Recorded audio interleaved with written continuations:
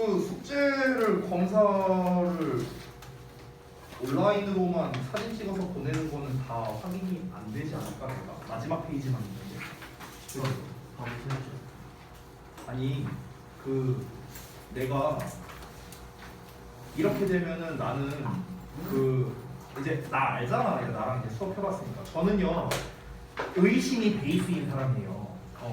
미안한데 나는 의심이 베이스인 사람이야. 그러면 나는 이 새끼 숙제 마지막 페이지만 해놓고 안 가져왔다고 하고 앞 페이지 안 한 건가? 난 이렇게 생각을 할 수밖에 없어. 그렇게 안 했어도. 왜? 아니 내가 확인한 게 아니잖아. 내 눈으로 본 게 아니잖아. 그치? 나는 그렇게 생각을 할 수밖에 없어요. 미안해. 내가 성격이 그래갖고 어쩔 수 없어. 그러니까 저는 안 한 걸로 간주할 수밖에 없어요. 진짜로요. 그러니까 뭐 여러분 뭐 가방 무겁고 뭐 이런 것도 이해하겠는데 숙제 검사를 하니까 그거는 가져오셔야 돼요. 매 시간마다. 알겠죠? 매 시간마다 가져와야 돼요. 책 한 권이 다 끝나게 되면은 내가 표지에다가 사인을 해줄게요. 표지에다가. 알겠죠? 그럼 표지에 사인이 있는 사람은 그 책을 안 가져와도 됩니다. 알겠죠? 내가 뭐 특별히 가져와라 라고 얘기하기 전까지는 안 가져오셔도 됩니다. 이해하셨죠?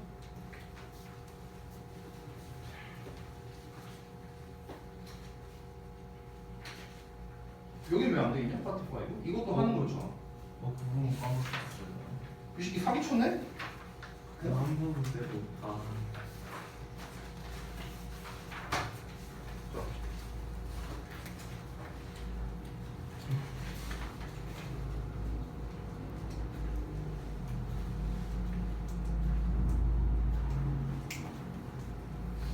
체크까지 미리 했구나.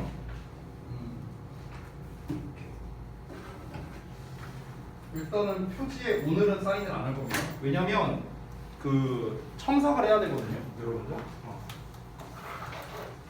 그래서 제가 첨삭하기 전까지는 일단은 계속 들고 오세요.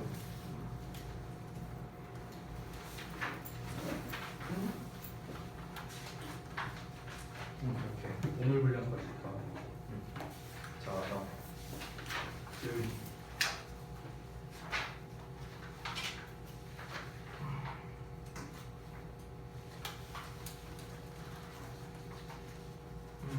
체크까지 다 했구나.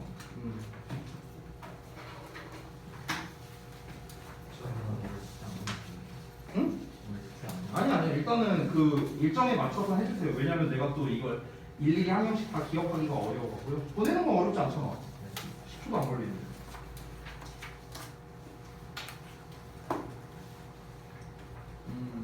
이렇게 선율이도 다 했네.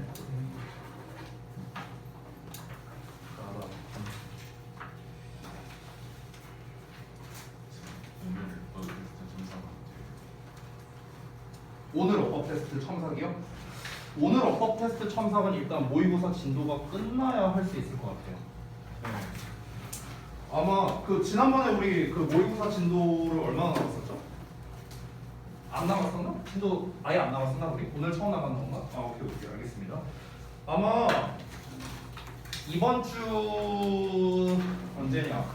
금요일 날 우리가 이제 수업이 있잖아요. 두 번째 수업이. 그래서 그때 모의고사 진도가 마무리가 될 것 같거든요. 우리 지금 현재 속도를 따지면은. 근데 오늘 일단 최대한 이게 총 6지문이잖아요. 오늘 목표가 한 4개 내지 5지문 정도 하는 게 목표거든요.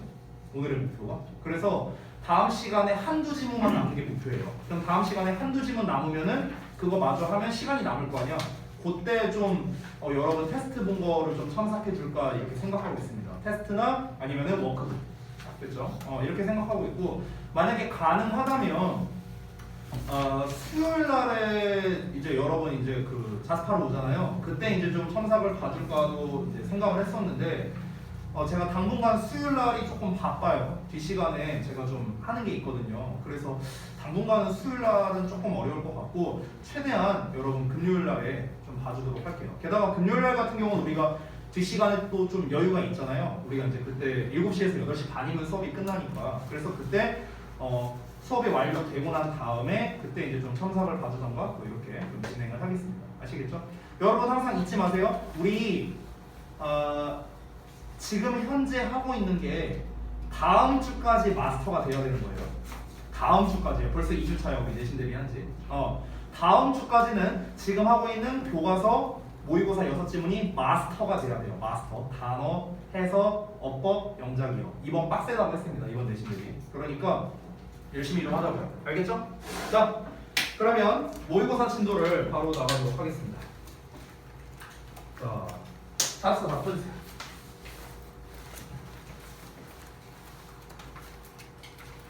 자, 일단 모의고사 진도를 나갈 때는요, 저는 철저하게 두 가지를 기준으로 이제 수업을 할 겁니다. 첫 번째, 직독직해.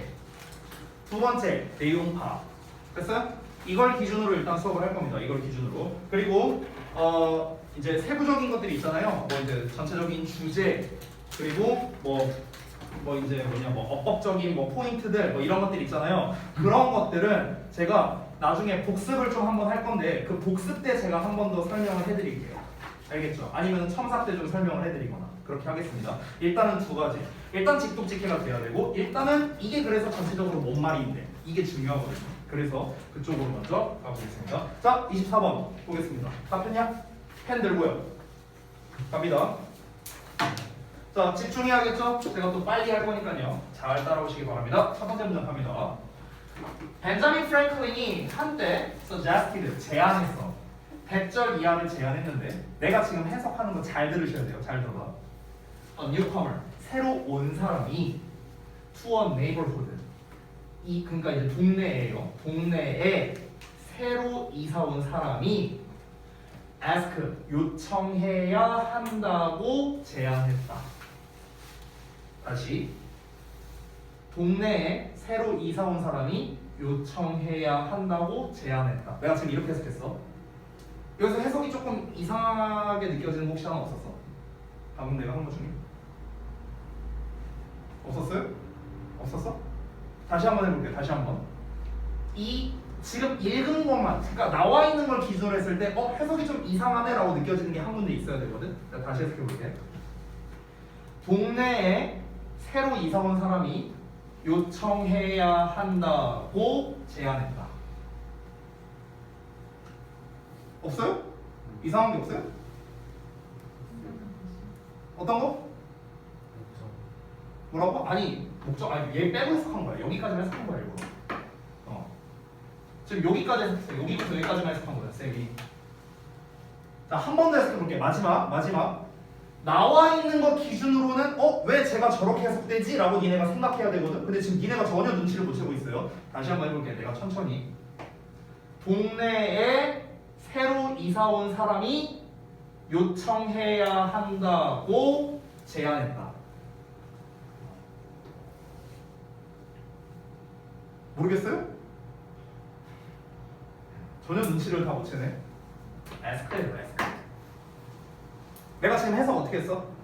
3번 했는데 에스크를 내가 해석 어떻게 했어? 얘만? 요청해야 한다 이렇게 해석했거든? 에스크가 요청해야 한다는 뜻이야? 무슨 뜻이야? 요청하다잖아. 그치? 근데 내가 뭐라고 해석했어? 요청해야 한다라고 해석했잖아. 이게 이상한 거 아니야? 해야 한다는 말 여기 어디 있는데? should나 must 있어요? 없잖아. 근데 내가 해야 한다라고 해석했잖아. 이게 이상한 거 아니야? 됐어? 이걸 눈치챘어야 됐다는 거야. 됐죠? 자, 그럼 가겠습니다. 여기서 내가 왜 해야 한다라고 해석하느냐? 결론을 먼저 말할게. ask 앞에 should가 생략돼 있어, 얘들아. 생략돼 있어. 이게 결론이야. 근데 결론만 알아서는 안 되겠지. 선생님, 제 앞에 왜 should가 생략돼 있는데요? 그걸 아는 게 중요할 거 아니야. 그렇지? 잘 봐봐. 일단은 니네가 이상하게 느껴야 되는 점이 뭐냐면 여기 suggested 과거형 아니야? 과거형이잖아. 그치? 그럼 얘도 원래 과거형으로 써야 되는 거 아니야? 근데 과거형이 아니었잖아. 그죠?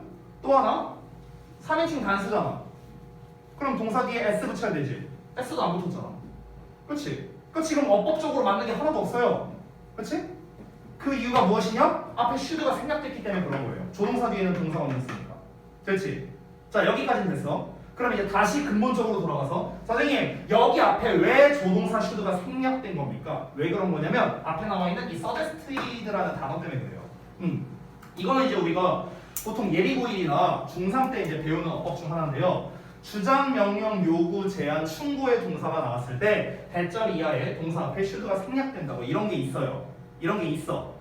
그냥 잘 몰라도 돼. 그냥 심플하게 생각하면 돼요. 주장하다, 제안하다, 뭐 요구하다, 명령하다, 충고하다, 뭐 이런 표현들이 있거든요. 이런 표현들, 이런 동사들이 나와. 그러면은 이 동사들은 공통점이 뒤에 대절이 나오거든요. 대절이 그 목적으로 나와. 그러면은 대절에 주어 동사가 나올 거 아니냐. 이 동사 자리에 should의 동사 원형을 쓰게끔 돼 있다고. 근데 이때 should가 생략이 가능해요. 지금 그거야 지금. 그럼 여기서 더 또 한번 들어가 볼게. 아니 쌤, 주장, 제안, 요구, 명령, 충고의 동사가 나오면 왜 should가 나오는데요? 왜? 왜 그러냐? 이유는 단순해요.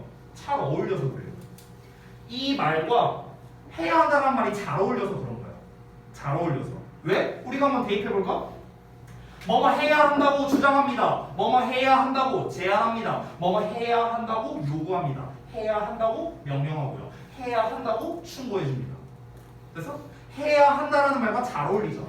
그래서 해야 한다라는 should가 나온 거예요. 됐어? 심플해요, 심플해. 그러니까 우리 어렵게 접근하지 말자고요. 이렇게 접근합시다. suggest, 제안하다의 표현이 나왔고 해야 한다라는 말과 잘 어울리기 때문에 should가 나와야 되는데 should는 뭐다? 생략이 가능하다. 그래서 should 없이 그냥 동사 원형만 나왔다. 됐어? 이게 결론이야. 그래서 내가 만약에 여기 부분 해석 테스트를 낸다면 너네 어떻게 해석해야 돼? 요청한다라고 해석하면 틀리는 거예요. 요청해야 한다라고 해석해야 돼. 알겠지? 요거 좀 주의하고. 자, 다시 한번 가볼게요. 베자민 프랭클린이 한때 뭘 제안했느냐? 동네에 새로 이사 온 사람이 요청해야 된대. 누구에게? A new neighbor. 새로운 이웃에게요. 뭘 요청해야 되느냐? To do him or her a favor랍니다. 여기서 him or her는 누구냐면요. 새로 이사 온 사람입니다. newcomer예요. newcomer. 됐어? 그러니까 새로 이사 온 사람에게 호의를 베풀어 달라고 요청해야 된답니다. Citing an old maxim. Cite는 인용하다. maxim은 격언이라는 뜻이거든. 그러면 한 오래된 격언을 인용하면서 그 격언이 무엇이냐? 이 뒷내용이야. 됐어? 자, 격언 내용을 보자면 여기 he라는 표현이 나왔는데 여기도 he가 나왔죠. 여기서의 he는 단순한 어떤 그 남자를 말하는 게 아니고요. 그냥 the man이라고 생각하세요. the man. 알겠죠? 그냥 사람이라고 해석하시면 됩니다. 사람. 자, 그럼 어떤 사람이냐? That has once done you a kindness라고 나왔어. 한때 has done, 했었어. 너에게 친절을. 즉, 한번 너에게 친절을 베풀었던 사람은 will be more ready. 더 준비가 될 것이야. To do you another. 너에게 또 다른 것을 할 준비가 될 거래요. 여기서 또 다른 것이라는 거는 또 다른 친절을 말합니다. kindness가 생략된 거예요. 앞에 kindness 나와 있으니까. 됐어요? 너에게 또 다른 친절을 베풀 준비가 될 것이다. then 누구보다? 사람보다. 어떤 사람보다? whom you yourself have obliged. obliged가 베풀다라는 뜻이거든. 그러면은 너가 직접 베풀었었던 사람보다. 자, 여기까지 직독직해 다 했어요. 뭔 말이야 이게? 이걸 알아야겠지? 자, 뭔 말인지 다시 한번 정리해 보겠습니다. 벤자민 프랭클린이라는 사람이 있는데 이 사람이 제안을 했대. 어떤 걸 제안했냐면은 자, 이렇게 한번 표현해보자. 여기 다 지울게요. 새로 이사 온 사람을 A라고 쓸게요. 새로 이사 온 사람.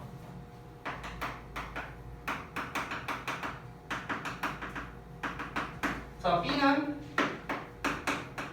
기존 동네 사람이라고 할게요. 기존 동네 사람. 새로 이사 온 사람 입장에서 이 사람은 새로운 이웃이죠. 그쵸? 그러니까 새로운 이웃이라는 표현을 쓴 거야. new neighbor라고 쓴 거야. 그치? 자, 봐봐. 벤자민 프랭클린이 뭘 제안했대? 새로 이사 온 사람이 기존 동네 사람한테 부탁을 해야 된다. 됐어? 요청을 해야 된다고. 저 좀 도와주십시오. 저에게 호의를 좀 베풀어 주십시오. 이러고 부탁을 해야 된대. 근데 이때 어떤 격언을 들이밀었답니까 너를 한 번 도와줬던 사람은 또 한 번 더 도와줄 가능성이 높다라고 얘기를 하는 거야. 누구보다? 너가 도와줬던 사람보다. 자, 내가 새로 이사 온 사람이야. 종음이가 기존 동네 주민, 재윤이도 기존 동네 주민이라 쳐볼게요. 예를 들어서 자 내가 새로 이사 왔어. 그래서 내가 종음이한테 간 거야. 가서 아 저 지금 이번에 새로 이사 왔는데 좀 도와주세요. 이렇게 했어. 그래서 종음이가 네 그러죠. 이렇게 했어. 그래서 이제 얘가 날 도와줬어. 자 반대의 경우도 한번 생각해 볼게. 마찬가지로 내가 새로 이사 왔어. 재윤이 기존 사람이야. 거꾸로 내가 얘를 도와줬어. 나는 이사 온 사람이고 기존에 살던 동네 주민인 뭐 이제 재윤이가 뭐 이제 뭐 집에 공사한다 해갖고 내가 막 가서 막 도와줬어. 자 그러면 잘 봐. 우리 셋의 관계는 어때? 나는 재윤이를 도와준 입장이고 그리고 종음이가 나를 도와줬어요. 지금 이런 상황이야. 이해돼? 이 상황 이해됐죠? 그럼 이 상황에서 만약 다음번에 내가 도움이 필요한 상황이 발생했어. 그럼 그때 나에게 도움을 받았었던 재윤이가 날 도와줄 가능성이 높냐? 아니면 나를 한번 도와줬었던 종음이가 날 도와줄 가능성이 높냐? 둘을 비교해봤을 때 우리의 상식으로는 어떨까요? 내가 재윤이를 한번 도와줬으니까 얘가 날 도와줄 가능성이 높지 않은가? 이렇게 생각하는 게 상식이죠. 근데 그게 아니래. 뭐래요? 나를 한번 도와줬었던 종음이가 한 번 더 나를 도와줄 가능성이 높다라고 지금 얘기를 하는 거야. 이해돼요? 자 이걸 이해한 상태로 다시 한번 읽어볼게. 이해했죠? 내용? 다시 한번 봐봐. 동네에 새로 이사 온 사람은 새로운 이웃에게 자기 자신에게 호의를 베풀어 달라고 부탁해야 돼. 뭐 인용하면서 너에게 한 번 친절을 베풀었던 사람은 즉 종민은 준비가 더 될 거야. 너에게 또 다른 친절을 베풀 준비가 될 거야. 누구보다? 너가 친절을 베풀었었던 사람보다 더 친절을 베풀 준비가 될 거야. 즉 재윤이보다. 됐어? 이해됐지 돼요? 그러면 이제 우리가 생각을 해야 돼. 아니 왜? 왜? 이유가 뭘까? 나를 한 번 도와줬던 사람이 왜 또 나를 한 번 더 도와줄 가능성이 높을까? 이제 그에 대한 근거가 필요하겠죠. 그렇죠? 자, 이어서 볼게요. In Franklin's opinion. 자, 프랭클린의 의견으로는 asking someone for something. 누군가에게 무언가에 대해 부탁하는 것은 was 뭐뭐였답니다. 뭐였다? 가장 유용하고 즉각적인 초대였대요. 뭐에 대한 초대? 사회적 관계, 사회적 상호작용에서. 자, 지금 비유적으로 표현을 했거든요. 다시 한번 읽어볼게. 프랭클린의 의견으로는 누군가에게 무언가를 요구하는 것은요, 사회적 상호작용에 대한 가장 유용하고 즉각적 초대였답니다. 됐어? 그러니까 얘들아, 초대라는 건 뭐야? 나를 이쪽으로, 누군가를 이쪽으로 끌어당기는 게 초대 아니야?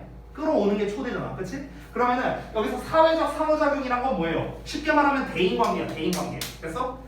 우리 둘 간의 대인관계가 있는데 이 대인관계 안쪽으로 들어오게끔 하는 것, 이게 바로 초대가 되는 거죠. 됐어? 근데 이 대인관계, 즉 나와의 어떤 친분을 맺게 하는 데 있어서 가장 유용한 방법이 뭐다? 남에게 부탁하는 거라는 거야. 됐어? 그럼 이거를 패러프레이징해서 써볼게, 쌤이. 이 문장을 비유적인 표현이잖아. 그치? 비유적인 표현이니까 지금 이 부분이 밑줄 내용 추론으로 나올 수 있어. 여기다가 밑줄 쳐놓는 거야. 가장 유용하고 즉각적인 초대. 밑줄 쳐놓고 얘가 의미하는 바가 뭐냐. 이렇게 출제하면 어쩔 거야. 그러니까 우리가 내용을 알아야겠죠. 그렇죠? 자, 누군가에게 무언가를 부탁하는 것은 뭐랄까, 대인관계에서의 뭐라고 하면 될까? 대인관계에서 친밀도를 높이는, 이렇게 보면 되겠네요.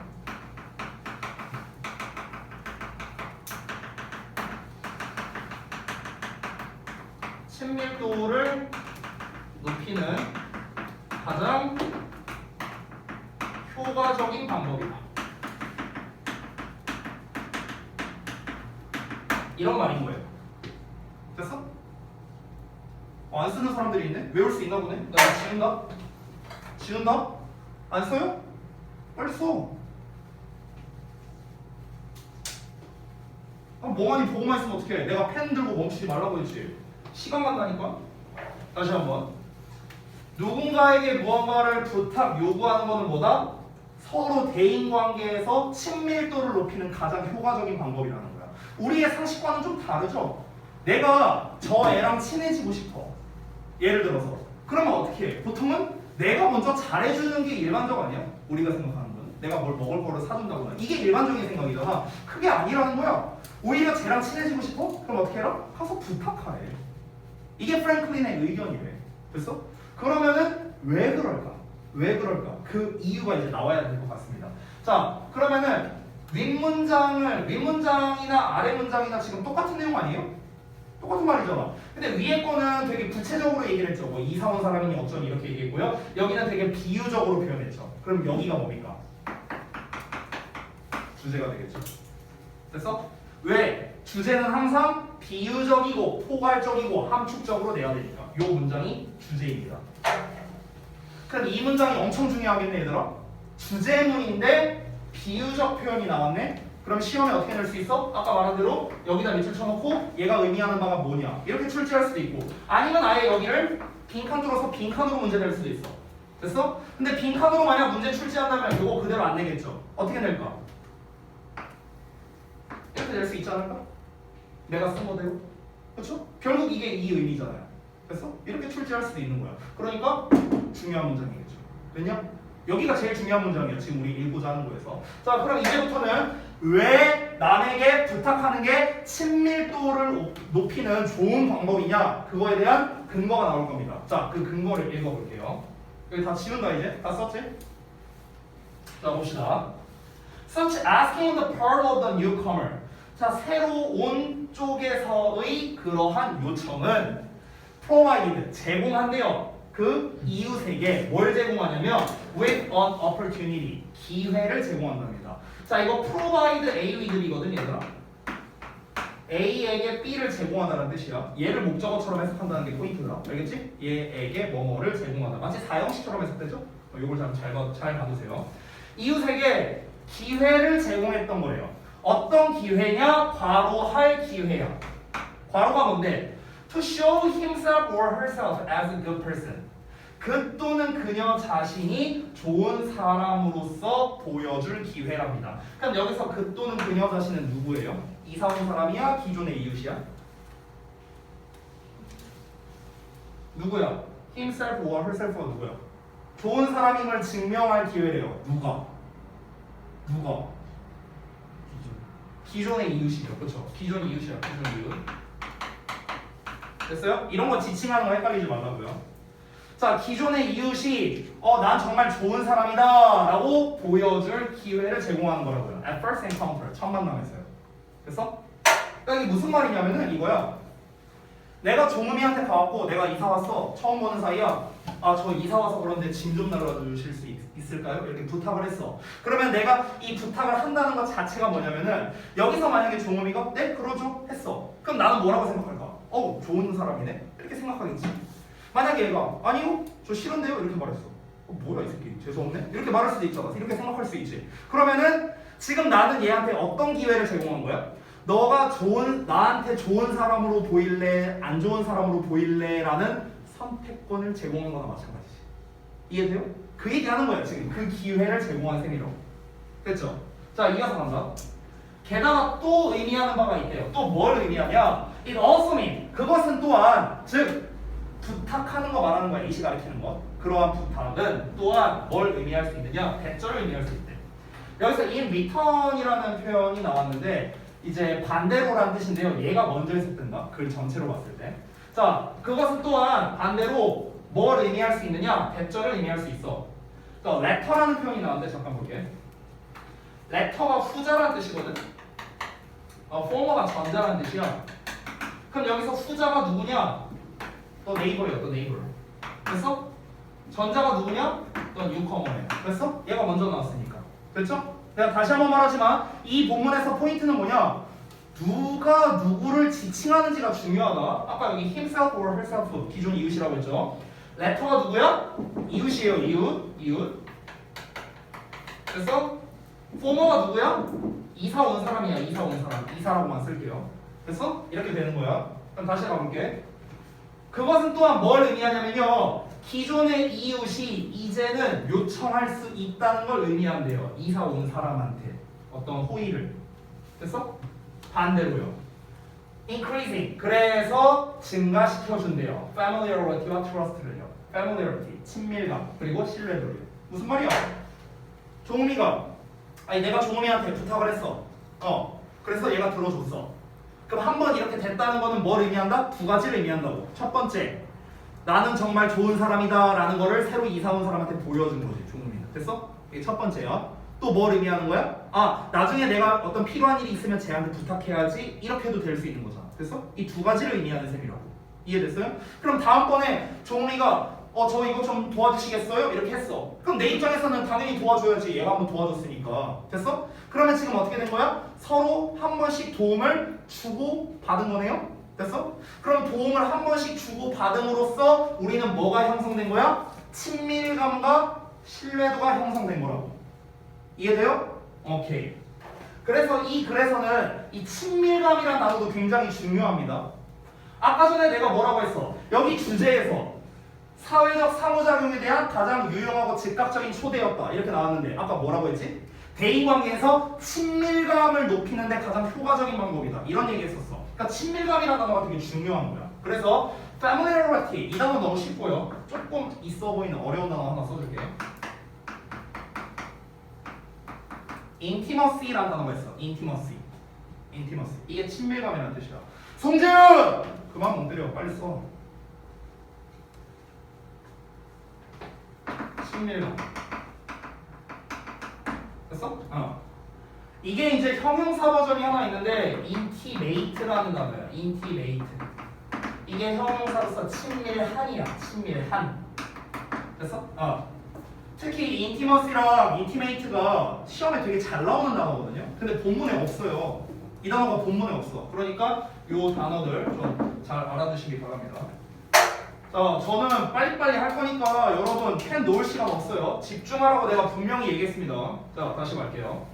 자, 그래서 이 두 가지를 의미할 수 있답니다. 새로운 사람이 뭔가를 요청을 한다는 것은 무엇이다?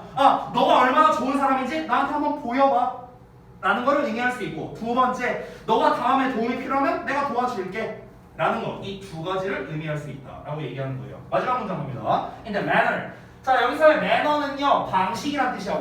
원래 매너가 방식이란 뜻이에요. 원래 알겠지? In the manner 그러한 방식으로 both parties. 자, 여기서 파티는 그 파티가 아니고요 어떤 측 아니면 당사자 이런 뜻이에요. 그럼 양측 당사자들은 could overcome 극복할 수 있답니다. 그들의 자연적인 hesitancy를요. hesitancy 망설임, 주저함 이런 거를 hesitancy라고 하거든요. 그리고 mutual 상호간의 fear 두려움. 어떤 두려움이야? of the stranger 낯선 사람에 대한 상호간의 두려움. 이런 거를 극복할 수 있답니다. 자, 이게 무슨 말인지 이것도 설명해 줄게요. 야, 봐봐. 우리가 처음 만나는 사이야. 처음 만나는 사이면은 어색하겠죠. 그쵸? 그 어색한 건 당연한 거 아니에요? 당연한 거잖아. 그치? 우리가 완전 뭐 쌉 인싸가 아닌 이상 누구나 다 어색할 거 아니야. 그치? 근데 내가 부탁을 하고 한번 부탁을 들어주고 함으로써 그 어색함이 극복된다는 거야. 그래서 여기서 hesitancy라는 그 당연한 자연스러운 망설임이라는 거는 어찌 보면 뭐야? 어색함이랑도 비슷하다라고 볼 수 있는 거야. 여기에서. 됐어? hesitancy가 어색함이란 뜻은 아니야. 주저함, 망설임 이런 뜻이야. 근데 문맥상으로는 어색함이랑 똑같잖아요. 그렇죠? 그 어색함을 극복할 수 있다는 거니까. 됐죠? 여기서 hesitancy라는 거에 파생어를 몇 개 써줄 테니까 두 개만 써줄게요. 내가 많이 안 쓰고요. 첫 번째 hesitate이야. hesitate 이게 동사야. 동사로서 주저하다, 망설이다 이런 뜻이야. 자, 명사형 나왔으니까 형용사형 하나 써줄게. hesitative야. hesitative 형용사로서 주저하는, 망설이는. 근데 형용사 버전은 hesitative도 있는데 사실은 hesitant라는 것도 있어요. hesitant 둘 다 돼요. hesitative, hesitant 둘 다 된다. 둘 다 주저하는, 망설이는 이런 뜻이야. 됐죠? 자, 내용 끝났거든요? 내용 정리하겠습니다. 결국 어떤 사람과 사람 사이에서의 관계를 제대로 시작하는 거에 있어서 중요한 건 무엇이다? 부탁하기라는 거예요. 됐어요? 관계의 시작을 알리는 건 바로 무엇이다? 부탁하기라고. 부탁하기. 벤자민 프랭클린에 따르면. 그렇죠? 여기에서 본문에는 안 나와 있는데 되게 중요한 단어가 하나 있거든요. 그거를 하나 알려줄게. 어떤 거냐면 얘들아, 이 본문에서 아까 뭐라고 했었냐면 새로운 사람이 누군가에게 부탁을 해. 그래서 그 사람이 부탁을 들어줬어. 그리고 역으로 나중에 내가 이 사람의 부탁을 들어줬어. 그러면은 서로 부탁을 한 번씩 들어준 거죠. 그래서 친밀감과 신뢰도가 쌓인다면서. 그쵸? 자, 그러면 여기서 부탁을 내가 하고 부탁을 들어줬다라는 거는 어찌 보면은 서로 상호 간에 혜택을 주고받았다라고도 말할 수 있나? 맞아요? 혜택을 주고받았다? 내가 혜택을 한번 받았잖아. 도움을 받았으니까. 그리고 내가 한번 도와줬어. 그럼 혜택을 준 거잖아요. 그쵸? 그러면 우리가 이렇게 혜택을 서로 주고받는 거를 뭐라고 한 줄 알아요? 이 말을요. 지난 중간고사 때 한번 나왔던 단어인데요. 호혜라고 해요. 호혜. 그래서 호혜. 이 호혜가 뭐냐? 상호 간의 혜택. 이걸 말하는 거야. 상호 간의 혜택. 됐어?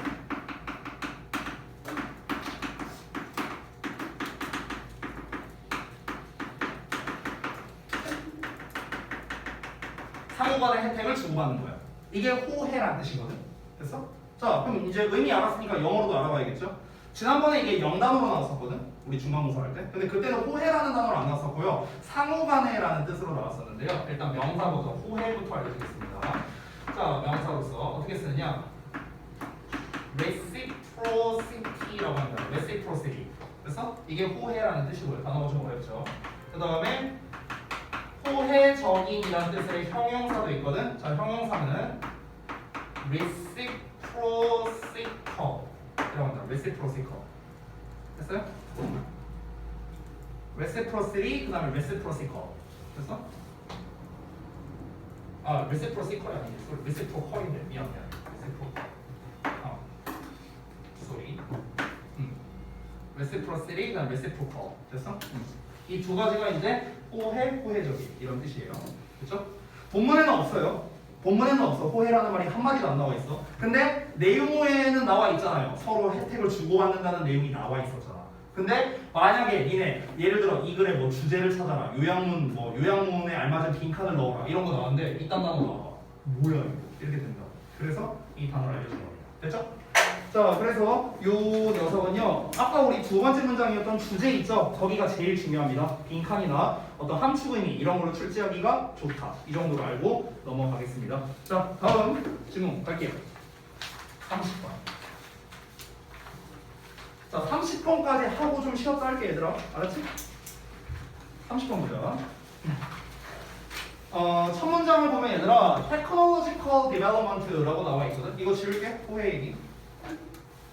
혹시 못 쓴 사람 있냐? 없지? 테크놀로지컬이 이제 기술적인이란 뜻인데 정확하게는 과학 기술을 우리가 테크놀로지라고 하거든요. 그래서 테크놀로지컬 하면은 과학 기술의 이렇게 해석하면 돼. 자, 테크놀로지컬 디벨롭먼트. 과학 기술의 발전은 often 종종 forces change 변화를 강요합니다.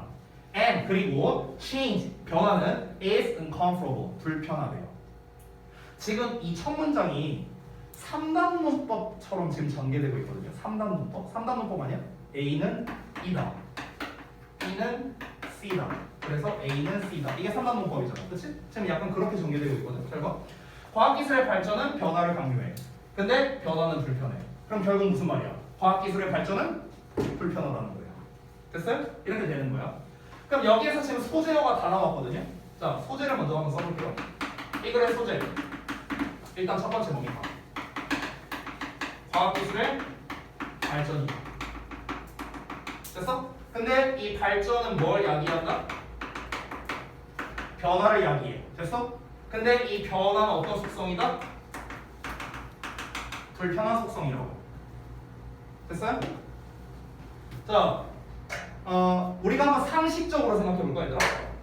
변화는 왜 불편할까? 변화는 왜 불편할까요? 그냥 상식적으로 생각해 보자. 아직 안 읽었어. 변화는 왜 불편할까? 자, 왜 불편할지 그냥 우리가 예시로 한번 생각해 보자. 변화를 안 한다라는 거는요, 변화가 없다는 거는 그냥 내가 그냥 살던 대로 산다는 거죠. 그쵸? 그냥 뭐 어떤 루틴대로 사는 거야. 변화 없이 그냥 사는 거야. 그럼 여기에서 불편함이 있을까요? 불편함 없지. 내가 그냥 살던 대로 사는 건데. 근데 변화를 준다는 건 어때요? 내가 뭔가를 바꿔야 된다는 거잖아. 그치? 그럼 바꾸려면은 이게 자동으로 바뀌어요? 아니잖아. 내가 노력해야 바뀌는 거잖아요. 내가 의식적인 노력을 해야만 바뀌는 거잖아. 아니 니네한테 너네 내일부터 마우스 왼손으로 써? 이렇게 말했어. 그러면 이게 하루아침에 바뀌어요? 아니죠. 우리가 의식적으로 노력해야만 이 마우스를 왼손으로 쓰는 게 익숙해질 거 아니냐. 그치? 이해되죠? 그러니까 이런 것처럼 그러면 우리가 마우스를 왼손으로 쓰면서 이거에 익숙해지려면 시간이 오래 걸리고 그러면 이 왼손으로 쓰는 동안은 당연히 불편할 수밖에 없죠. 의식적 노력 때문에 불편하다는 거예요. 의식적 노력 때문에. 알겠나요? 이게 상식적인 선에서 얘기를 한 겁니다. 그러니까 과학기술이 발전을 하면은 당연히 우리 세상에 변화가 찾아올 수밖에 없잖아요. 그쵸? 아니 발전을 했는데 변화가 없다? 말이 안 되잖아. 그렇잖아. 발전을 했으면 당연히 변화가 있겠죠. 근데 그 변화를 어떻게 합니까? 좀 이제 변화가 일어나면은 당연히 불편함이 수반될 수밖에 없다라는 겁니다. 이따가 더 자세한 부연 설명을 해줄게요. 이어서 봅시다. This is one of the main reasons. 이것은 주된 이유들 중 하나랍니다. 어떤 이유냐? 관계부사 Y 나왔어요. 관계부사 Y는 둘 다 뒤에 완전한 문장이 나와야겠죠. 됐어요? 뭐 하나 빠진 거 없이 다 완전한 문장 나왔고 해석은 똑같습니다. 둘 다 뭐뭐 하는 이렇게 해석하면 돼요. 과학기술이 왜 종종 저항받는지 됐어? 그리고 몇몇 사람들이 그것을 위협으로 인식하는 주된 이유들 중 하나랍니다. 찍독찍게 다 했어요. 다시 한번 내용으로 볼게요. 과학기술은 변화를 강요해. 근데 그 변화는 불편한 것이야. 그래서 사람들이 과학기술을 저항한다고요. 잘 안 받아들이려고 한다고. 그래서 저항한다라는 건 뭡니까? 수용하지 않는다는 거죠. 꺼려한다는 거예요. 꺼려한다는 거. 결국 resist라는 거는요. reluctant를 말하는 거예요. reluctant. 됐어요? reluctant. 꺼린다고요. 됐죠? 꺼려지고요. 그리고 몇몇 사람이 심지어 어떤 사람들은 위협이라고 생각한다는 거야. 변화를 주는 게. 자, 내가 좀 자세한 부연 설명해 줄게. 선생님이 그 아는 분이 한 분 있는데 그 아는 분이 그 나름대로 이제 그 공학 계열에서 좀 나름 권위자예요. 지금 우리나라에서. 근데 그분께서 한 3년, 4년 전쯤에 저한테 이제 얘기를 해준 게 있었어요. 어떤 얘기를 해주냐면은 지금 현재 과학 기술은 우리가 생각하는 것보다 훨씬 그 이상이래요. 훨씬. 그래서 지금 현재 과학 기술을 기반으로 하면은요. 약사 있잖아. 우리 약사들 약국에 그 약국에 약사가 전혀 필요 없대요. 지금 현재 과학 기술이면. 왜냐면 우리가 이제 그 프리스크립션을 처방전을 받아오잖아요. 병원에서. 그러면 그 처방전 뭐 바코드나 뭐 이런 게 있을 거 아니야. 그럼 바코드를 이렇게 딱 찍어, 띡 찍어. 그러면은 기계가 알아서 그 약을 알아서 만들어주는 기술력이 이미 있대요. 이미 몇 년 전에 나왔대 그게. 근데 지금 여러분 약국에서 그런 거 본 적 있어요? 없잖아요. 상용화가 안 돼 있죠. 왜 그럴까? 과학기술의 발전은 변화를 야기하니까 그런 겁니다. 이 변화를 받아들이기가 싫은 거예요. 누가? 약사도 싫고요. 심지어 구매하는 사람도 싫은 거예요. 그래서 그냥 사람들이 모두가 다 그 변화를 받아들이고 싶어하지 않기 때문에 그런 거야. 그래서 우리가 약국에 가고 이런저런 막 질문을 할 수도 있으니까 뭐 그런 얘기를 듣고 싶을 수도 있고요. 그리고 약사 입장에서는 밖으로 뺏기는 거잖아. 그렇잖아. 그러면은 삶에 위협되는 거 아니니? 그것을 위협으로 볼 수도 있지 않을까? 이해돼요? 이런 이유 때문에 그런 거야. 제가 재밌는 게 하나 생각나는데 2주 전에 제가 파주 어디 아울렛을 한번 갔었어요. 우리 가족이랑. 근데 갔는데 사람들이 왜 카페가 하나 있었거든? 여러분 좀 보셨는지 모르겠는데 그 카페에 사람들이 엄청 줄을 서 있는 거야. 그래갖고 아니 뭐 저기 뭐 커피가 뭐 얼마나 맛있길래 그런 거야 하고 이렇게 봤어. 내가 봤는데 내가 깜짝 놀란 게 뭐였냐면은 그 커피숍 안에 사람이 없어. 기계가 커피를 만들고 있는 거야. 이렇게 생겼어. 이렇게 기계가 있어. 이렇게 인공지능 기계가 있어. 근데 얘가 주문을 받아. 그럼 얘가 윙 하더니 컵을 이렇게 옮겨. 그래서 얘가 막 눌러갖고 막 드립을 해. 지가 알아서 막 그렇게 하고 있는 거야. 그리고 신기하고 나랑 얘랑 같이 우와 이러면서 보고 있었어. 알고 보니까 사람들도 다 그거 구경하느라고 거기 보고 있었던 거야. 그 주문하려고 있었던 게 아니라. 그러니까 이미 그 정도 기술력이 있다라는 거예요. 그러면 사실 바리스타를 다 망해야지. 기계가 더 정교하게 누르지 않을까요? 그걸 누를 때. 뭐 이게 누르는 게 뭐 중요하다고 하는데 뭐 저는 잘 모르지만. 또 우리 이제 지금에서야 많이 상용화됐지만 전기차 기술이 원래 언제 나왔냐? 1800년대에 나왔어요, 여러분. 원래 전기차 기술이 1800년대 후반에 나왔습니다. 1880년인가 그때 나왔거든요. 근데 전기차가 언제 상용화됐어? 최근에서야 상용화됐잖아. 무려 140년이 지난 지금에서야 상용화가 됐잖아요. 왜? 이런 경향 때문에 그런 거예요, 사람들이. 변화를 받아들이고 싶어하지 않은 이런 경향 때문에 그런 거예요. 이해됐지 이제 내용 완전히? 오케이. 자, 그럼 이제 예시 그만할게요. 넘어간다. It is important. 중요하대. 뭐가? To understand. 이해하는 게 중요하답니다. Our natural hate of being uncomfortable. 우리의 자연스러운 싫어함을 이해하는 게 중요하대. 근데 어떤 싫어함이냐? Of being uncomfortable이니까 뭔가 불편한 것이죠. 불편한 것에 대한 우리의 자연스러운 싫어함을 이해하는 게 중요하대요. When? 뭐 할 때? 우리가 고려할 때. The impact of technology on our lives. 우리 삶에, 즉 그 이제 기술의 영향력이 우리의 삶에 끼치는 것을 고려해 볼 때. 됐어? 자, 내용 다시 한번 볼게요. 그러니까 무슨 말이냐? 과학기술이 우리의 삶에 끼치는 영향력에 대해 한번 생각해 보면 우리는 불편함에 대한 이 자연스러운 싫어함을 이해하는 게 중요하답니다. 됐어? 과학기술이 발전을 하면은 아까 말했다시피 변화는 따라올 수밖에 없고 그 변화는 불편한 것인데 그럼 그 불편한 게 당연한 거라고. 그걸 이해해야 된다고. 됐어? 그 얘기하는 거야. As a matter of fact, 사실은 most of us, 우리 대부분은 prefer, 선호한대요. 뭘 선호해? The path of least resistance. 최소한의 저항의 길을 선호한답니다. 자, 이것도 말을 잘 이해해야 돼, 얘들아. 최소한의 저항의 길이라는 거는 최소한의 변화를 의미하는 거예요. 여기서 저항이라는 거는 변화를 의미하는 거예요. 됐어? 그러니까 최소한의 변화의 길을 선호한다는 거예요.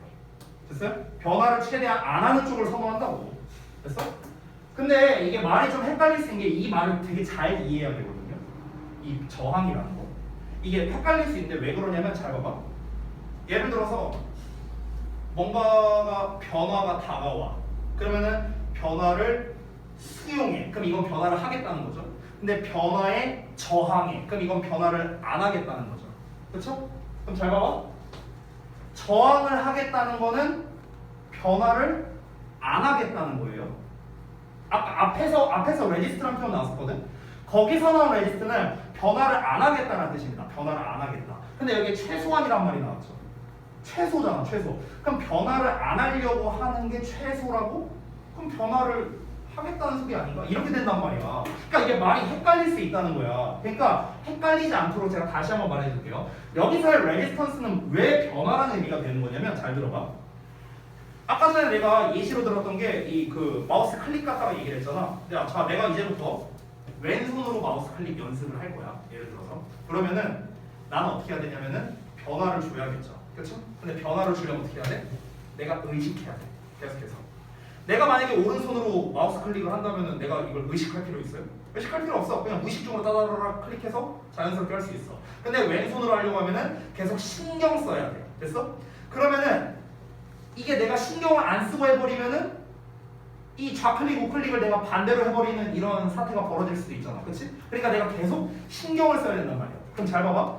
내 무의식은 뭐야? 내 무의식은 오른손으로 하는 거에 가까워. 이걸 기준으로 하는 거야. 내 무의식 상태는. 근데 왼손으로 바꿔서 하려면은 이 무의식에 내가 맞서서 의식적으로 노력을 해야 되는 거잖아. 무의식에 맞서야 돼. 됐어? 무의식에 저항해야 된다고. 이해돼요? 무의식에 저항해야 되는데 근데 그 무의식에 저항한다는 것 자체가 뭐야? 변화잖아. 변화. 바꾸려고 하는 거잖아. 그렇지? 근데 그거를 최소한으로 하고 싶어 한다고. 우리는 별로 저항하고 싶지 않다고. 난 이 무의식 상태에서 저항하고 싶지 않아. 그냥 무의식 상태로 살고 싶어. 이건 뭔데? 변화를 안 하겠다는 거죠. 이해된 뭔 말인지? 즉 여기서의 저항이 뭘 의미하는 거냐? 무의식에 대한 저항을 말하는 거야. 됐어? 무의식 상태에 대한 저항이에요. 무의식에 대한 저항이 뭔데요? 이게 변화예요, 변화. 됐어? 근데 이 변화를 뭐다? 최소한으로 하려는 길을 선호한다는 거죠. 변화를 최소한화한다는 게 뭐예요? 변화를 웬만하면 안 하려고 한다는 거죠. 이해돼 이거? 이해돼? 헷갈리면 안 돼요.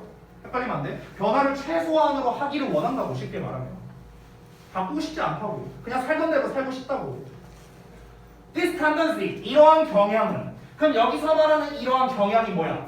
변화를 안 하려고 하는 경향. 맞아? 변화를 안 하려고 하는 이러한 경향은 뭘 의미하느냐? 대절을 의미하는데 The true potential of new technologies may remain unrealized 라고 나와 있어요. 여기 unrealized 되게 중요한데 잘 보세요.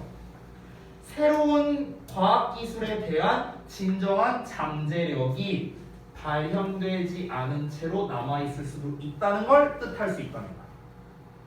왜? 왜? 아까 말했죠? 이미 약구 그 기술은 이미 돼 있어요. 이미 돼 있어. 상용화도 가능해요. 설치만 하면은. 근데 사람들의 어떤 경향? 변화를 싫어하는 경향 때문에 지금 약국에 설치가 안 되고 있는 거죠. 그렇지? 아니 굉장히 많은 사람들이 머리 맞대갖고 열심히 만들었어. 새로운 과학기술에 대한 잠재성이 있어. 잠재성이 있는 상태인데 지금 사람들의 싫어하는 경향 때문에 어떻게 되고 있어? 실현이 안 되고 있는 상태로 남아있는 거죠. 됐어요? 그 얘기 하는 거예요 지금. 어렵지 않죠? 오케이. 그리고 왜냐하면 이유가 나오는데 왜냐하면 for many 많은 사람들에게 있어서 starting something new 새로운 무언가를 시작하는 건 is just too much of a struggle 그저 너무나 많은 고군분투이기 때문이라고요. 됐어? 즉 변화는 한마디로 말하면 뭐야? 불편하니까. 그 얘기하는 거야. 고군분투라고 했잖아. 고군분투를 좀 쉬운 말로 하면 노력이야, 노력. 그러니까 너무나 많은 노력이니까 그런 거야. 새로운 무언가를 한다는 거는 굉장히 많은 노력을 들여야 되니까. 됐어? 그러니까 그 노력하기가 싫잖아. 그치? 그러니까 변화를 안 받아들이려고 한다고. 계속 똑같은 얘기 하는 거야, 지금. 됐어? 마지막 문장 볼게. Even our ideas. 우리의 아이디어조차도 어떤 아이디어? 뭐뭐에 대한 아이디어. 전치사야. 뒤에 명사 나왔어. 여기까지가 명사절이죠. 의문사 주어 동사. 새로운 과학기술이 우리의 삶을 어떻게 향상시킬 수 있는지에 대한 우리의 아이디어조차도 maybe limited 할 수 있대요. limited 될 때 제한될 수도 있다는 거야. 뭐에 의해서? 이러한 자연스러운 욕구에 의해서. 이러한 자연스러운 욕구가 뭔데? 이게 뭔데? 이 자연스러운 욕구가 뭐야? 아 이거 여태 설명했는데 처음부터 다시 해? 변화를 안 받아들이려고 하는 거. 그래서 변화를 수용하지 않으려고 하는 욕구. 됐죠? 그 얘기 하는 거야. 그 얘기. 됐죠? 최소한의 저항. 됐어? 또는 변화를 받아들이려고 하지 않는 경향. 됐어? 이거에 의해서 제한될 수 있다고. 뭘 위해서? 편안함을 위해서야. 됐어? 다시 한번. 우리 새로운 과학기술이 생겨남으로써 우리의 삶이 편해질 수 있잖아요. 그치? 근데 그러한 아이디어조차도 우리의 변화를 꺼려하려는 그런 성향 때문에 제한받을 수 있다는 거야. 즉 앞에 나온 것처럼 그 과학기술이 이 세상에 못 태어날 수도 있다고요. 태어나지 못할 수도 있다고. 됐어? 그 얘기하는 거야. 그러니까 결국에는 사람들의 변화를 꺼려하는 성향이 과학기술의 발전을 방해한다. 이렇게 하면은 이 글의 주제가 되겠죠. 이해됐죠? 뭔 말인지. 됐어요? 그래서 이 글은요 패러프레이징 할 것도 굉장히 많고 바꿔 쓸 내용도 굉장히 많고 그래서 원래 어휘 문제로 출제하기가 되게 좋거든요. 왜냐면은 제한된다라거나 unrealized 뭔가 실현이 안 된다거나 아니면은 뭐 불편함, 편안함, 뭐 최소한의 저항 이런 것들을 변화시킬 단어가 굉장히 많거든요. 근데 이미 30번이 어휘로 나왔어요. 원래 모의고사에서. 그래서 어휘를 원래 기존에 어휘 문제로 나온 거를 변형으로 낼 때 제일 좋은 게 두 개가 있거든요. 첫 번째가 흐름 문제야. 흐름 문제. 흐름상 어색한 거 고르기. 두 번째가 빈칸 문제예요. 이 두 개가 이제 변형으로 출제하기 제일 좋거든요. 그래서 이거 변형 포인트는 제가 나중에 말해줄 텐데 미리 말하면 빈칸으로 출제할 수 있는 게 한 3개 있어요. 이거는. 됐어? 되게 많이 있습니다. 주제문을 제가 안 썼는데요. 주제문은 세 번째 문장입니다. It is important. 거기가 주제예요. 자, 그래서 전체적인 내용은 다 설명을 드렸고 우리 잠깐 쉬는 시간 가졌다가 뒷내용 이어가겠습니다.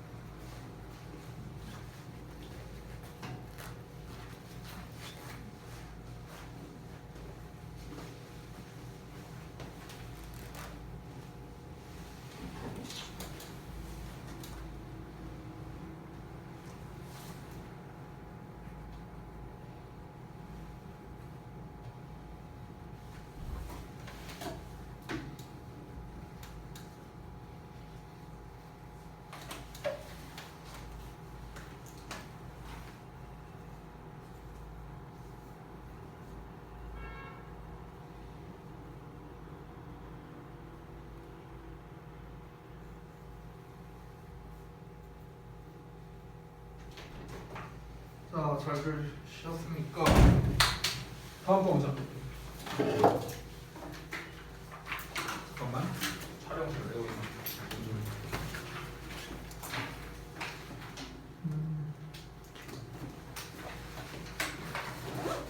자, 테스트 보는 거 다 집어넣어.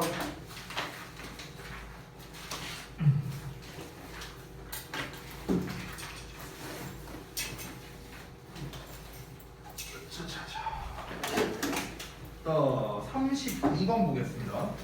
32번에서 얘들아 첫 문장을 보면 in an experiment라고 해갖고 실험 얘기 나와 있죠. 자, 이거 내가 여러 번 얘기했던 건데 다시 한번 복습 좀 해볼게. 자, 실험, 연구, 조사, 통계. 자, 이런 류의 글이 나오면은 3단 구조로 되어 있다라는 거예요. 3단 구조. 첫 번째는 실험 내용이 나와야지, 당연히. 두 번째, 실험 내용 나왔으면 뭐가 나와야 돼? 결과가 나와야겠지, 결과. 그치? 결과가 나와야 되고. 세 번째, 이 세 번째는 나오는 경우도 있고 안 나오는 경우도 있거든. 근데 그거 내가 미리 말할게. 우리 모의고사 실제로 풀 때 40번 문제가 그 요약 문제거든. 근데 그 40번 문제가 거의 대부분 실험 문제야. 거의 대부분. 근데 이번 우리 그 9월 모의고사 기준으로 32번이 실험 문제 그리고 40번도 실험 내용이거든. 근데 40번에는 이게 없어. 근데 32번은 이게 있어요. 그래서 이게 어떤 거냐? 결과를 통해 알 수 있는 것이다. 결과를 통해 알 수 있는 것. 이 결과를 통해 알 수 있는 것 자체가 뭐가 되냐면은 글의 주제이자 요약이 돼요. 얘 자체가. 됐어? 그래서 만약 내가 선생님이라면은 이 32번을 빈칸으로 낼 거야. 여기 요 부분을 빈칸으로 낼 거야. 근데 32번이니까 원래 빈칸으로 나왔겠죠. 됐어? 실험 내용에는 이제 주로 뭐가 들어가냐면요. 이거는 뭐 글마다 차이는 있는데 실험에 목적이 들어가는 경우도 있어요. 이 실험을 왜 하느냐, 뭐 이런 내용이 나오는 경우도 있고 안 나오는 경우도 있어요. 이거는요. 그리고 또 뭐가 나오냐면요, 실험에 대한 조건이 등장합니다. 이건 반드시 등장해요. 반드시. 그러니까 실험 조건은 뭐냐면 우리가 실험을 하려면 최소 2개의 조건이 있어야지. A 조건과 B 조건 두 개를 비교해갖고 비교해봤더니 A가 어떻더라, B가 어떻더라, 뭐 이런 식으로 나올 거 아니냐, 그렇지? 그러니까 이 조건이 반드시 등장한다는 겁니다. 반드시 등장해요. 그렇죠? 그래서 이 실험 연구 조사 통계류의 글은요 주로 요약으로 출제 가능성이 높습니다. 요약. 됐어요? 아까도 말했잖아. 40번이 주로 이런 문제로 많이 나온다고. 근데 40번이 요약 문제잖아. 그렇죠? 보통 이렇게 많이 나와요.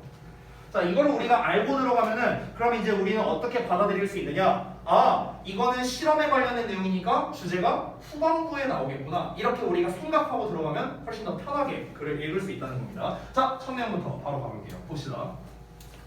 In an experiment, 한 실험에서 researchers, 연구자들이 presented, 제시했어요. participants, 참가자들에게 뭘 제시했냐? with 이하를 제시했습니다. to photos of faces, 2장의 얼굴 사진을 제시했대요. 이렇게 보여줬대.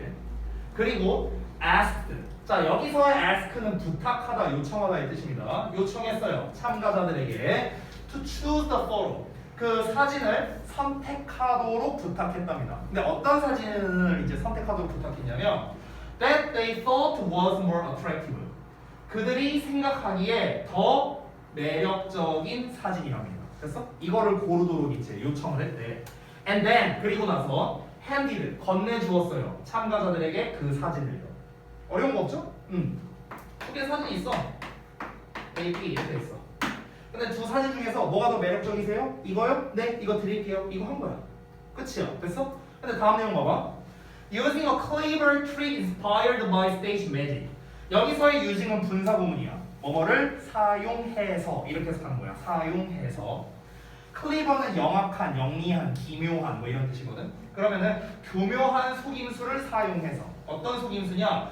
무대 마술에 의해 영감을 받은, 뭐 이거 중요한 내용 아니야. 무대 마술에 의해 영감을 받은 교묘한 트릭을 사용해서 참가자들이 그 사진을 받았을 때 그것은 사진이에요. 사진 여기서 이시 가리킨 거. 그 사진은 had been switched 교체되어 있었답니다. 사진으로 어떤 사진으로? Not chosen by the participant. 그 참가자에 의해 선택되지 않은 사진으로 교체가 돼 있었대. 그러면은 아까 봐봐. A를 선택했다고 쳐봐. A를 왜 선택했겠어? 얘가 더 매력적이니까. 그러면 B는 덜 매력적인 거겠죠. 그 사람 입장에서. 그쵸? 근데 이게 어떤 게 더 매력적이세요? 이거요. 네, 드릴게요. 한 다음에 손기술을 싹 써갖고 내가 이걸 준 거야. 됐어? 그렇게 된 거야. 즉, the less attractive photo 나와있죠? 덜 매력적인 사진을 줬다는 거야. 됐어? 여기까지가 실험 내용이야. 실험 내용. 됐죠? 자, 그래서 remarkably 하고 나와있는 이 부분이지? 여기가 실험 결과예요. 실험 결과. 놀랍게도 어떤 결과가 나왔냐면 대부분의 참가자들이 accepted, 받아들였대. 뭐를? 그 사진을요. 그러니까 여기서 말하는 이 사진은 어떤 거야? 덜 매력적인 사진이야. 알겠어? 근데 그 덜 매력적인 사진을 뭐로 받아들였냐? 그들 자신의 선택으로 받아들였대. 그러니까 우리가 상식적으로 생각하면 이거 제가 고른 거 아닌데요? 이렇게 말할 것 같았는데 그게 아니었다는 거야. 맞아. 이게 내가 고른 거야. 이렇게 받아들였대. 그리고 나서 proceed 해야 돼요. proceed는 앞으로 나아가다 이런 뜻이거든요. 그럼 나아가대요. to give arguments. give는 주는 거, 제시하는 거고요. argument는 논거라는 뜻이거든요. 그러면 논거를 제시하는 쪽으로 나아갔다는 거예요. 그래서 어떤 논거냐? 뭐뭐에 대한 논거 이렇게 해석하면 돼. 왜 그들이 선택했는지 그 얼굴을요. In the first place 처음에 그들이 처음에 왜 그 얼굴을 선택했는지에 대한 논거를 제시하는 쪽으로 나아갔답니다. 되게 웃기죠? 내가 상혁이한테 더 매력적인 사진 골라봐. 이거요. 그래? 알았어. 손기술 써갖고 여기 준 거야. 딴 걸로 준 거야. 그랬더니 상혁이가 이제 막 설명하기 시작한 거야. 이게 왜 더 매력적이었냐면요. 여기에서 이제 이 사람의 얼굴이 눈이 어쩌고요. 뭐 볼이 어쩌고요. 막 이렇게 설명을 하기 시작했단 말이야. 됐어? 이런 상황이야. 지금 이런 상황. 됐어? 자, 그러면은 이거를 통해서 우리가 뭘 할 수 있는 걸까? 결과는 나왔잖아. 그쵸? 우리가 생각하기에는 이거 제가 고른 사진 아닌데요? 이렇게 말할 줄 알았는데 그게 아니었대. 마치 지가 고른 것 마냥 정당화했다는 거야. 됐어? 그럼 왜 이런 일이 벌어졌을까? 자, 그 결과를 통해 알 수 있는 내용이 나옵니다. 여기거든요. 그럼 여기가 뭐야? 주제겠죠. 됐어? 결과를 통해 알 수 있는 게 주제. 아까 얘기했죠. 이것은 드러냈습니다. revealed, 드러냈어요. striking mismatch, striking, 놀라운, mismatch, 불일치. 됐어? 이 불일치라는 단어 하나만 알려줄게. 니네가 너무나 잘 알고 있는 단어거든. discord야, discord. 니네 맨날 하잖아, discord. 디코. 됐어? 그거야, 그거. 불일치라는 뜻이야. 불협화음, 불일치. 이것은 놀라운 불일치를 드러냈대요. 어떤 불일치냐? 이거와 이거 사이의 불일치래요. 우리의 선택과 우리의 능력 사이의 불일치래요. 어떤 능력이야? To rationalize outcomes. 결과를 합리화하는. 그래서 결과를 합리화하는 우리의 능력이랑 우리가 선택한 것 이거 사이에 놀라운 불일치를 드러냈답니다. 안 맞잖아, 쉽게 말하면. 아니 봐봐. 내가 선택한 건 A 사진이었어. 근데 B가 결과로 나왔단 말이야. 이게 선택한 거고. 됐어? 아니 그러면은 이제 어떠냐? 원래대로만 어떻게 해야 돼? 이거 내가 한 거 아닌데? 이런 식으로 얘기하는 게 원래 일반적이잖아. 이게 정상이잖아. 그렇지? 근데 그렇게 안 했대. 어떻게 했대? 이 결과에 대해서 합리화를 했다고. 그러니까 우리가 선택한 것과 이 결과에 대한 합리화 이거 사이에 일치가 안 되잖아요 지금. 그래서 미스매치라고 표현한 거야 지금. 이해됐어? 오케이. 마지막 문장 볼게. 마지막 문장은 중요한 거 없어요. This same finding이라고 나오는데 얘들아 앞으로 finding이라는 단어 나오면요 진행형 말고 이렇게 명사 자리에 finding 나오면은 연구 결과 또는 실험 결과 이렇게 해석해라. 알았지? 그럼 이것과 이 똑같은 실험 결과가 has since been observed. since 그 이후로 has been observed 발견되어 왔답니다. In various domains 다양한 분야에서요. including 뭘 포함한 분야냐? taste for 잼이니까 잼에 대한 맛. 그리고 financial decisions니까 재정적인 결정. 됐어? 이런 거와 같은 다양한 분야에서 이 똑같은 연구 결과가 나왔답니다. 됐어? 그러니까 되게 희한한 거죠. 우리의 선택의 결과를 합리화하려고 하는 경향이 있다라는 거예요. 사람들은요. 그게 내가 어쨌든간 선택을 했잖아. 그렇지? 근데 이거를 지금 이제 뭐 본문에서 나와 있진 않지만 이 선택한 거에 대해서 지금 인지를 하고 있는 건지 인지를 못 하고 있는 건지 그건 몰라요. 그건 몰라. 내가 예를 들어 A를 골랐어. 근데 내가 실제로 준 건 B야. 근데 내가 지금 이게 A 사진인지 B 사진인지 뭐 모르는 건지 아는 건지를 지금 모르는 거예요. 지금 본문에 없으니까요. 근데 우리가 그냥 내용상 추론을 해볼게요. 내용상 추론. 본문에 직접적으로 나와 있지 않지만 추론을 해본다면은 아마 모르는 거 아닐까요? 아니 안다면은 이거 내가 고른 사진 아닌데요? 이렇게 말할 거 아니야. 그렇지? 그러니까 우리가 그냥 내용 흐름상 봤을 때는 그거를 인지 못하고 있는 상황인 거야. 그러니까 두 사진이 되게 비슷해 보였겠지. 아마도 되게 비슷해 보이는 사진인데 근데 어떤 게 더 매력적이야 했더니 하나를 골랐어. 근데 딴 걸 받았어. 근데 그걸 이해를 못하고 있는 거야. 인지를 못하고 있는 거야. 됐어? 그러니까 그 상태에서 막 이제 설명을 하는 거죠. 그러면은 이 사람은 뭐야? 이거를 내가 골랐다라고 믿고 있는 거죠. 그 상태에서 이 결과에 대해서 합리화하려고 막 논 거를 제시하고 이런 걸 거 아니야. 이해되죠? 그러니까 사람들은요 결과에 대해서 합리화하려는 경향이 있다는 거예요. 결국 이 글에서 말하고 싶어. 간단하죠? 오케이. 그래서 지금 이제 밑에서 두 번째 문장 주제문 나왔고요. 다시 한번 말하지만 이 글에서 제일 중요한 거는 바로 결과를 통해 알 수 있는 거. 결국 이 지문은 요약으로서 출제하기도 좋습니다. 뭐 요약문은 나중에 제가 정리해서 뭐 드릴 건데요. 뭐 이렇게 쓸 수 있겠죠. 뭐 위 실험에 따르면 사람들은 뭔가 선택에 대한 결과가 일치하지 않더라도 그 결과를 합리화하려는 경향이 있다. 뭐 이렇게 쓰면 되겠네. 이게 요약이지 뭐. 됐어요? 이런 식으로 정리할 수 있겠습니다. 자, 그 다음에 넘어와서 오늘의 마지막 질문으로 할게요. 33번 보겠습니다.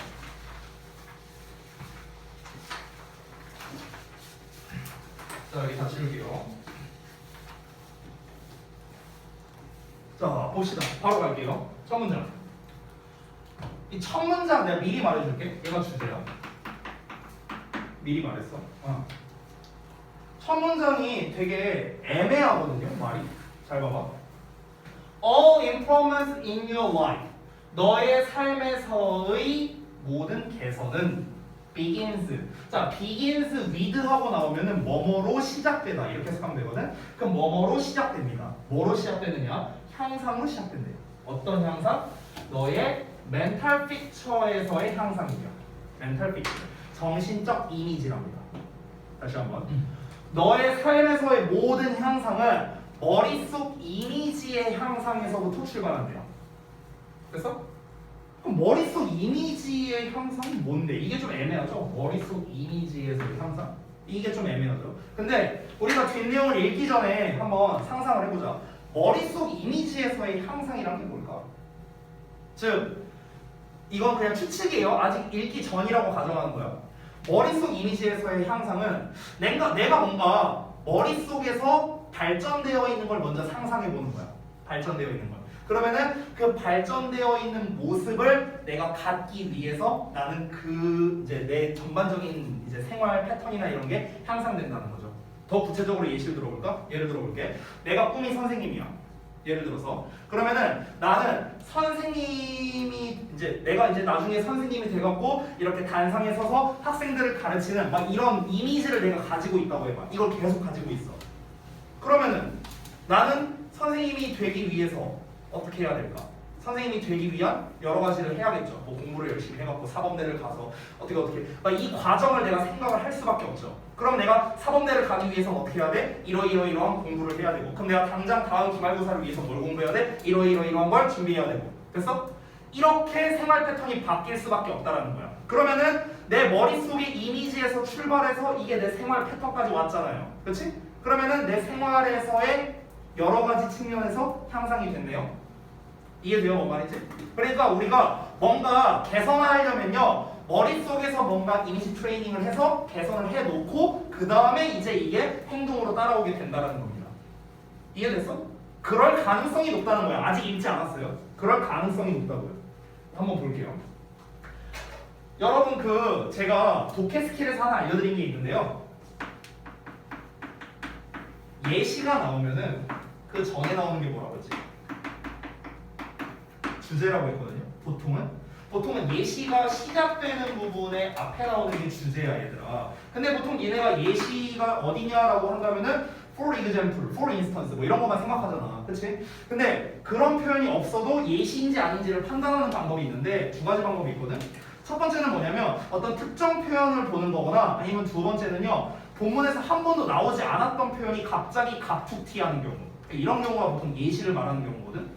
근데 여기에서 if라는 표현이 나왔어. 얘는 특정 표현에 해당되는 건데 뭐뭐 한다면이라고 가정을 하고 있는 거죠. 그렇죠? 그러면은 만약에 이렇게 한다고 쳐봐. 그러면 이러지 않을까? 구체적으로 얘기하는 거죠. 그래서 어떤 if에 대한 표현이 나오면은 예시가 시작되는 거라고 생각하면 돼.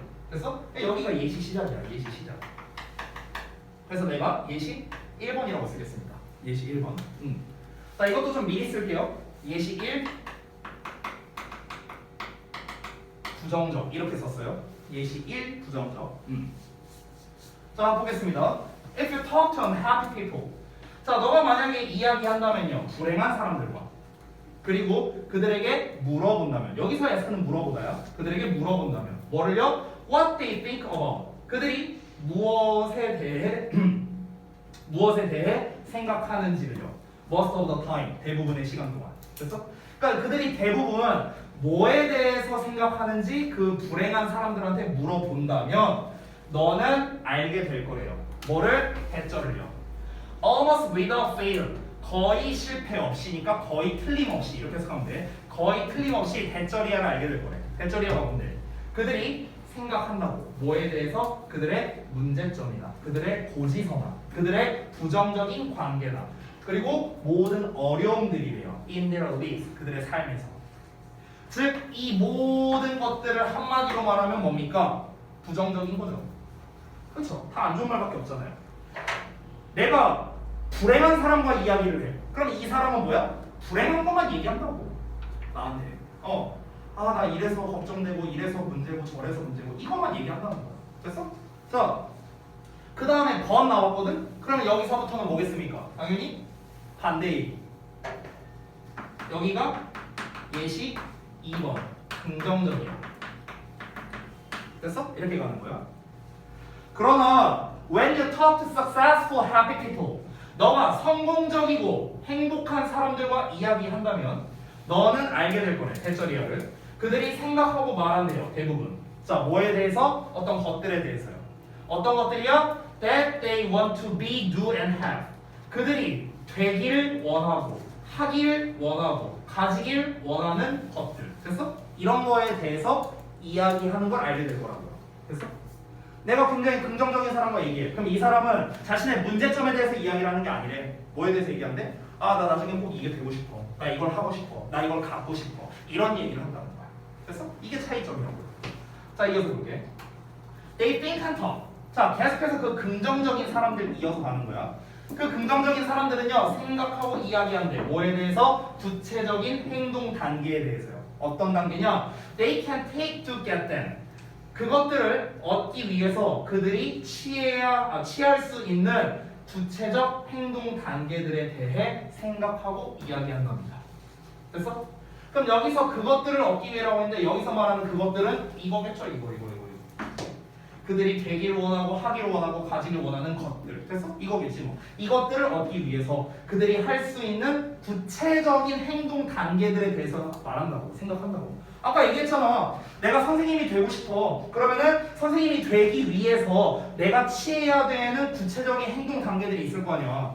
내가 영어 선생님이 되고 싶다면은 영어 점수를 어떻게 잘 받고 수능을 잘 봐서 사범대를 가갖고 여기를 졸업해서 어떻게 뭐 교생을 해갖고 뭐 이런 그 구체적인 단계들이 있을 거 아니야. 그거를 생각한다고.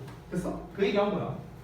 자, 마지막 문장인데 They dwell continually on. 자, dwell 단어가 좀 어려운데 원래 dwell이 뭐냐면은 거주하다라는 뜻이거든. 원래는 거주하다인데 dwell on이 합쳐지면은 깊이 생각하다라는 뜻이래요. 깊이 생각하다. 됐어? 그들은 continually 계속해서 깊이 생각한대요. 뭐를? vivid하고 exciting한 pictures를요. 생생하고 흥미있는 그런 이미지들을 생각한대요. 계속. 근데 어떤 이미지냐? 이런 이미지예요. 그래서 뭐뭐에 대한 이미지야. 뭐에 대한 이미지? 왓절에 대한 것과 또 왓절에 대한 것에 생생하고 흥미로운 그런 그림. 그래서 그런 것들을 계속해서 생각한다는 거야. 자, 왓절이 두 개 나왔는데 하나씩 볼게요.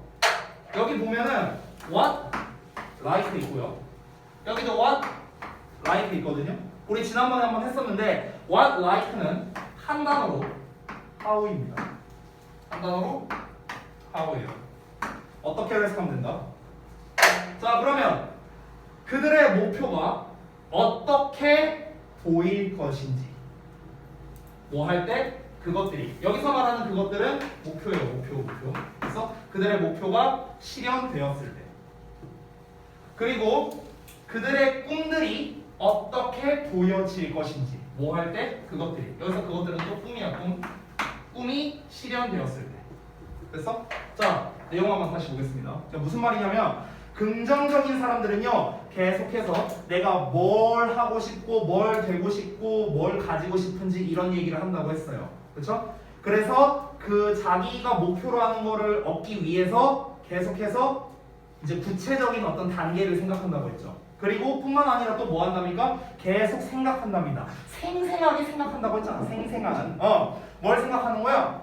내가 뭔가 목표로 하는 게 이루어졌을 때, 즉 내가 선생님이 되고자 하는 목표가 이루어졌을 때, 아 나는 그때 어떻게 하고 있을까? 그래서 이런 거를 계속 생각한다는 거야. 그리고 내 꿈이, 아 내가 선생님이 되고 싶어. 선생님이 돼서 아이들에게 정말 잘 영어를 가르치고 싶어.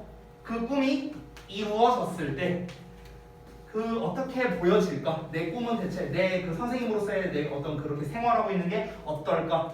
이걸 계속 생각한다고. 이거에 대해서 되게 생생하고 흥미로운 그런 이미지를 계속해서 깊이 생각한다고요. 됐어? 그러니까 지금까지 얘기한 게 무엇입니까? 전부 다 머릿속 그림에 대한 이야기죠. 머릿속 그림. 자, 머릿속 그림에 그런 게 계속 있어요. 그러면은 이걸로 인해서 우리의 모든 생활의 전반적인 게 향상될 수밖에 없다는 거. 됐죠? 반대의 경우도 나올 수 있겠죠. 반대의 경우. 내가 만약에 계속 부정적인 생각만 해. 그러면은 이땐 향상이 아니라 퇴보가 되겠죠. 퇴보. 계속 내 인생 전반에서 퇴보가 될 수밖에 없다는 거예요. 이해되셨나요? 그러니까 결국에는 생각을 어떻게 하느냐가 우리의 삶에 구체적인 전반적인 영향을 끼친다는 거예요. 결국 이 글이 하고 싶은 말은 그거야. 그러니까 멘탈 이미지가 중요하다는 거야. 너의 삶에서의 모든 향상의 근원지는 바로 머릿속 이미지라고요. 되셨죠? 이게 이제 전체적인 내용이 되겠습니다. 이 글이 재밌는 게 뭐냐면 원래 33번이었으니까 빈칸 문제로 나왔었는데 변형 문제로 내기에 뭐가 가장 좋냐면 순서로 내기 진짜 좋거든요. 순서. 왜 그러냐면은 잠깐 봐봐. 보통 우리가 그 순서 문제를 출제할 때 그 실제 모의고사에서 순서 문제를 출제할 때 이렇게 나오죠. 주어진 문장이고 ABC 이렇게 나오잖아요. 그 30번대 후반에서 이렇게 나오죠. 근데 이제 가장 일반적인 그 순서 패턴 중에 유명한 게 뭐냐면은 여기다가 주제를 주고 시작하는 거야. 그리고 여기에 예시 1번이 나오고 여기에 예시 2번이 나오고 그리고 여기에서 예시의 부연 설명이 나오고 이런 패턴이거든요. 근데 지금 글이 어때요? 딱 이 패턴이야. 딱 이거야. 딱 이거. 그래서 어떻게 나올 수 있냐면 우리 첫 문장이 주제였지. 첫 문장 요것만 딱 주고 나머지를 A, B, C로 해갖고 낼 수 있어. 그러면은 맨 처음이 뭐야? 얘가 A야. 요 내용 A. 여기가 A 내용. 그 다음 문장 있지? 번 나온 거. 여기가 B 내용이야. 자, 그 다음에 여기 두 문장 있지? 이거 합쳐서 C로 하면 돼요. 됐어? 이러면 딱 세 덩어리 나오거든? 순서 내기 딱 좋아요. 그러면은 순서 문제를 우리가 어떻게 풀 수 있느냐? 지금 내가 아까 전에 예시 1번 하면서 부정적이라고 썼거든? 그리고 여기서 예시 2번 하면서 긍정적이라고 썼어. 됐어? 그러면 아니 부정적이 먼저 나올지 긍정적이 먼저 나올지 그거는 쓰는 사람 마음 아니냐? 뭐 이렇게 말할 수도 있는데 이 본문에서는 무조건 부정적이 먼저 나와야 돼. 왜 그럴까? 이유는 아주 간단합니다. 여기 벗이 있잖아요. 긍정적인 얘기가 나오기 시작하는데 벗이 있잖아. 그럼 앞에 뭐가 나온다는 거야? 부정적인 게 나온다는 거지. 됐어? 그러니까 부정적 얘기가 먼저 나와야 돼. 얘 처음에 나왔어. 그 다음에 but 하면서 이거 나왔어. 이 내용이 좀 애매할 수 있어. 근데 이 데이가 가리키는 게 누구였어? 아, 긍정적인 사람들이었어. 됐어? 선생님, 지금이야 이 본문에서 순서대로 가고 있으니까 데이가 긍정적인 사람이란 걸 알 수 있는데 시험에서 나오면 얘가 부정적인 사람인지 긍정적인 사람인지 우리가 어떻게 합니까? 알 수 있는 방법이 있어요. 내용을 보면 알죠. 내용이 뭔데? 걔네가 구체적인 행동 단계에 대해서 생각하고 말한대요. 그들이 그것들을 얻기 위해서요. 아니 부정적인 사람들이 구체적인 행동 단계를 취할까요? 그럴 리가 없죠. 여기서도 어때요? 계속해서 그들의 목표가 이루어진다면 어떨까? 그들의 꿈이 이루어진다면 어떨까? 이거를 계속해서 생각한대. 이 생각을 부정적인 사람들이 할까요? 그럴 리가 없죠. 그러니까 긍정적인 사람들 내용에서 이어져야죠. 됐어?